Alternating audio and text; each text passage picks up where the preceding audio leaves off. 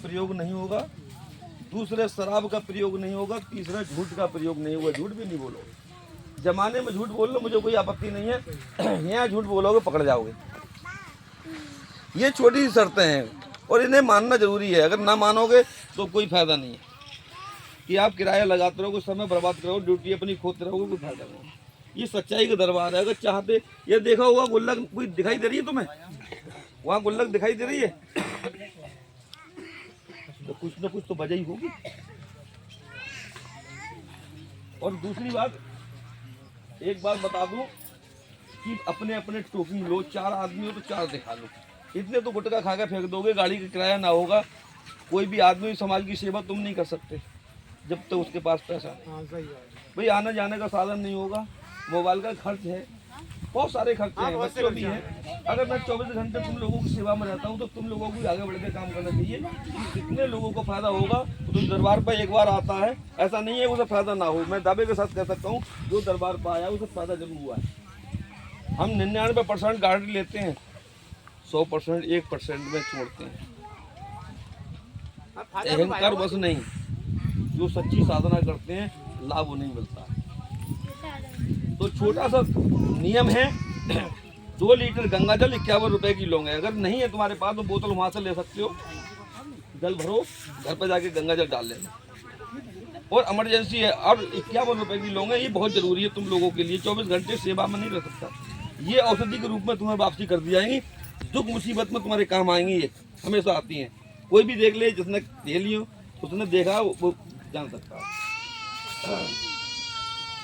तो वैसे थोड़े से मैं नियम बता दूं, बहुत बड़े नियम नहीं है दूसरा, तो थोड़े से छोटे से नियम है कि कहते नहीं एक बीड़ी सिगरेट में तो आप गुड़ा दोगे कि बहुत बड़ा टोकिंग नहीं रखा है। एक टोकिंग में 50 आदमी दिखाने की कोशिश करते, व्यवस्था भंग होती है। और जो इमरजेंसी है सबसे पहले उसे देखा जाएगा। जो बहुत दूर का है, उसके साधन नहीं है, तो वो उसे मौका दिया जाएगा। तो इसलिए कोई आदमी पैनिक ना करे कि उधर देख लिया, हमने देखा, उसे देख लिया, हमने देखा, वो गलत है। अगर कोई इमरजेंसी तुम्हें भी हो जाए तो फिर तुम्हें भी देखूंगा, उसमें गिनती में भी तुम भी आते हैं। तो गुंजाइश करने पड़ेगी, उसका ऑब्जेक्शन ना उठाएं और व्यवस्था को बनाए रखें। क्योंकि जितना तुम अगर लाखों रुपए फूक चुके हो, 1% भी अगर भगवान के नाम में खर्च कर लोगे तो आपको कोई हराने वाला पैदा नहीं। जिसने अपने माँ बाप को मान लिया वही भगवान है। उन्होंने शिक्षा देते हैं, उन्होंने दुख झेला है, वो तुम्हें सोचते हैं कि दुख ना मिले। माँ बाप की सेवा करो तो भगवान ही भोलेनाथ और पार्वती माँ बाप ही है। और मैं बता दूं, छोटे से नियम, बहुत बड़े नियम नहीं है, मानो। और दूसरी बात, उसके नियम के साथ साथ वह फोटो बिकते हैं, सब फोटो ले ले अपने दरबार, माध्यम से पूजा करोगे तो मन भी लगेगा। तो छोटा सा मैं बता दूं, बहुत बड़ा वो नहीं है, तो नियम बता दूं। पहले रोज पूजा करते हो, वही नियम है। जो तेल की देसी घी की, वो प्लेट में रख के जलाओगे, प्लेट में रख के जलाओगे। पहले भगवान के नाम की धूप बत्ती लगाओगे उसी प्लेट में, जैसे रोज लगाते हो। भगवान अनंत है, उसका तो सांचा कोई है ही नहीं, हर घट में बात है, तुम्हारे अंदर भी उसके ही अंश है। तो पहले भगवान के नाम की धूप बत्ती लगाओ, अनंत है। और दूसरी धूप बत्ती लगवाते हैं ब्रह्मदेव महाराज की। कहोगे हे, असली नाम है इनका श्री दयाराम महाराज, प्यार से न कहते हैं मिल्क वाले महाराज। कहोगे हे, मिल्क एक जंगल का नाम है। कहोगे हे मिल्क वाले महाराज, घर परिवार में सुख शांति रखना, मनोकामना सिद्ध करना, ऐसी कहकर धूप बत्ती लगा दोगे। यानी कि साक्षात भोले को अर्पण कर रहे हैं एक धूप बत्ती। तीसरी धूप बत्ती लगवाते हैं हम प्रेमपाल महाराज की। प्रेमपाल महाराज कौन है? वो औत महाराज हैं, रिश्ते में हमारे छोटे भाई हैं। पहले नंबर पे हमारे बड़े भाई यहाँ पर बैठे होंगे कहीं, बड़े भाई पहले नंबर पे ये हैं, दूसरे नंबर पे मैं हूँ, तीसरे नंबर पर प्रेमपाल महाराज है, चौथे नंबर पे ये हैं। वो जिंदा पे भी यहाँ पर बहुत सेवा करते थे, आज महाराज जी के चरणों में हैं और उनके आशीर्वाद से उनके शिष्य परम शिष्य के रूप में जाने गए। ये कहीं और नहीं खुले हैं, जितने भी महाराज जी भी स्वयं अपने स्थान पे खुले हैं और प्रेमपाल महाराज भी यहीं खुले।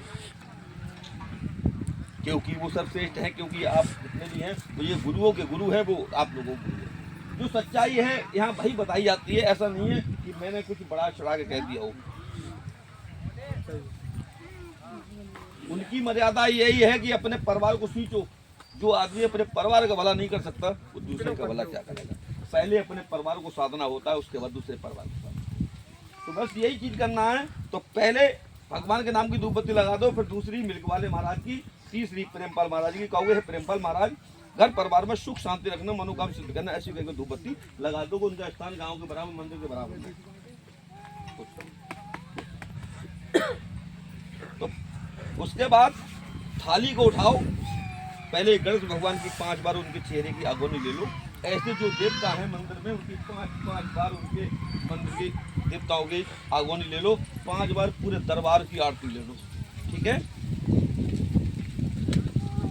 पूरे दरबार की आरती ले लो और उसके बाद थाली नीचे रखो, दोनों हाथ तपाओ और सिर से लगाओ, ठीक है।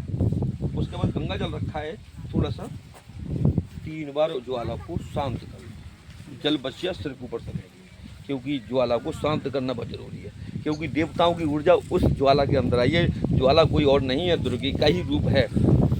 जैसे आप लोग गए हो कभी ज्वाला देवी, तो बस ये वही ज्वाला है जो साक्षात ज्वाला के रूप में विख्यात है। उसके बाद आरती को उठाओ, बच्चे बूढ़े नौजवान जितने लोग बैठे हैं, जैसे अपने घर में जहाँ बैठे हैं वहीं आरती घूमना चाहिए। जितने मकान में कमरे हो सब मकान में घुमा दो, केवल लैट्रिन को छोड़ के। किचन में, बाथरूम में, मेन गेट तक घुमा दो आरती को। उसके बाद उसी जगह रख दो जहाँ पूजा करते हैं, ठीक है। उसके बाद गंगा जल का लोटा उठा लो। घर में तुलसी हो, तुलसी पर अर्पण कर दो। भोलेनाथ पे है, भोलेनाथ का अर्पण कर दो। देवी का है स्थान, देवी पर अर्पण कर दो। 2 भाग अर्पण करना है उस जल में से, लोटा में से 1 भाग बचा लो।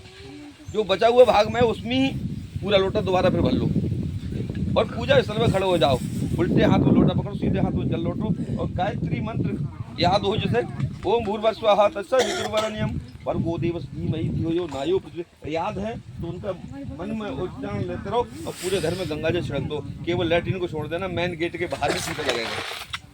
मेन गेट की छींट लग जाने के बाद जो जल बचेगा कम हो जाएगा, थोड़ा नल से बढ़ाओ, उसमें मंदिर में रख दो। शाम को जब पूजा करोगे तो पहले वो गंगा जल छिड़का जाएगा जो बचा हुआ है, और जैसे सुबह पूजा करिए वैसे शाम को। बस इतना छोटा नियम करना है, पहले दिन से ही आराम मिलने लगेगा। और उसकी कोई गारंटी नहीं होती मैं 1 बार में खोल दूँ, 2 बार में। जब सामने आ गए तो 1 बार में खुल जाएंगे, ना आए तो कलाबातियाँ भी खानी पड़ती है, चप्पल ऐसी जाती है, ठीक है। ये चीज़ें होती हैं। वो सच्चे दरबार की जय। भैया एक बार हमारे